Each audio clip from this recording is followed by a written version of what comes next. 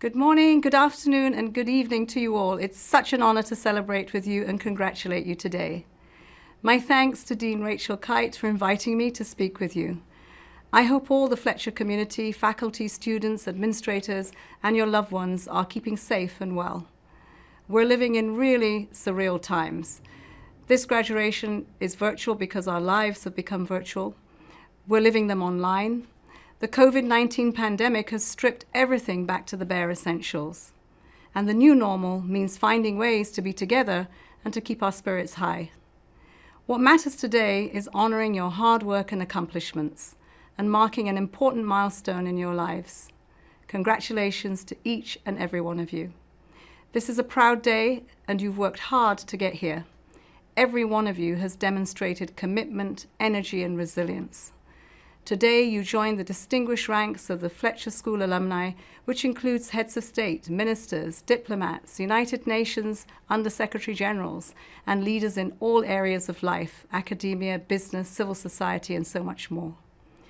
Dear graduates, our world is in turmoil. Our economies are in free fall. People are scared, they're grieving, they're anxious. The COVID-19 pandemic is causing enormous suffering, and the measures to contain and overcome it are testing societies to breaking point.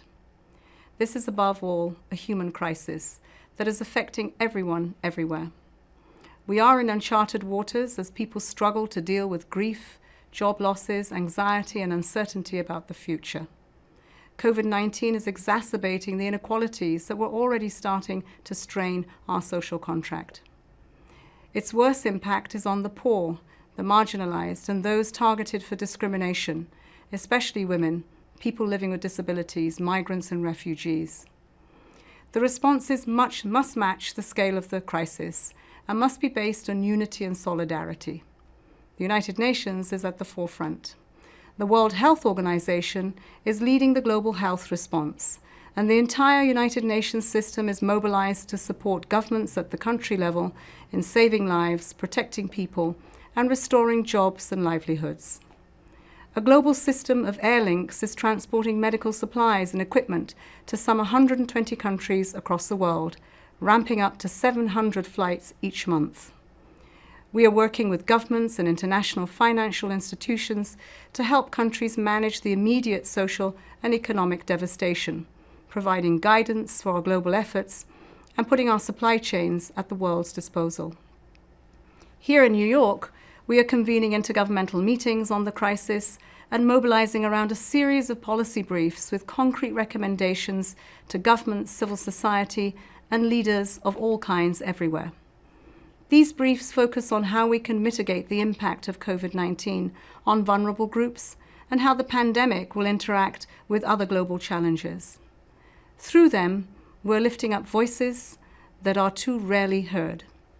We are focusing on people with disabilities, people on the front lines of the health response. We are determined that those who are marginalized or isolated are involved in responding to this crisis. We are also thinking about its long-term impact. Returning to our previous path is certainly not an option. Everything we do during and after this pandemic must focus on recovering more equal, sustainable, and resilient pathways that enable us not only to beat COVID, but to tackle the climate crisis and address the root causes of poverty, inequality, and hunger. Dear graduates, the class of 2020 is really special. You're the right people in the right place at the right time. You have the ideas, the energy, the tools, the skills, the strength of character, and the opportunity to help the world recover better. You have the courage of your convictions. And so you give me hope. You give us all hope. And we at the United Nations, I can tell you, are the global custodians of hope.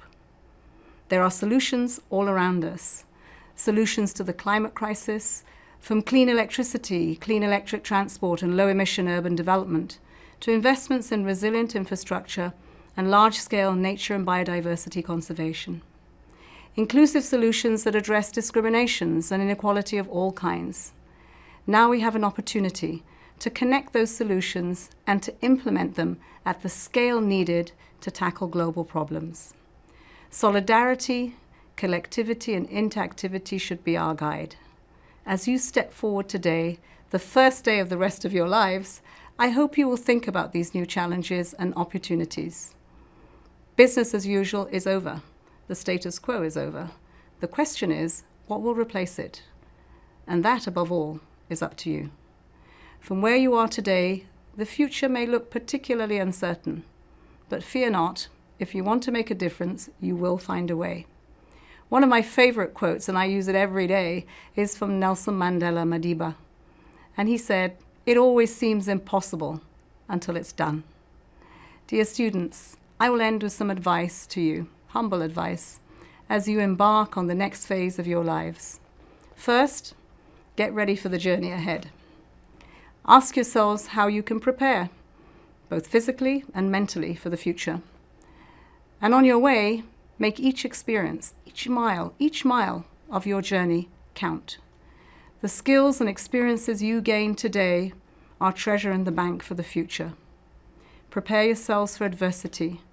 There are always bumps in the road, or as I say in Nigeria, potholes.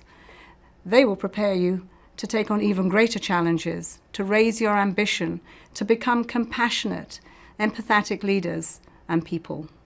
And when you fall, you'll need a safety net. And that, my friends, will be your family and your friends. Stay close to them, invest time and energy in them, because they are your shock absorbers and you are theirs. We all belong to each other in this world. Don't be afraid to use your voice, your heart, your head to make a difference. You're all in a privileged position as graduates of Fletcher. You're all incredible people who have worked really hard to get to this point. Now I hope you can make it count. And as Gandhi once said, be the change you want to see in the world. Thank you, and good luck.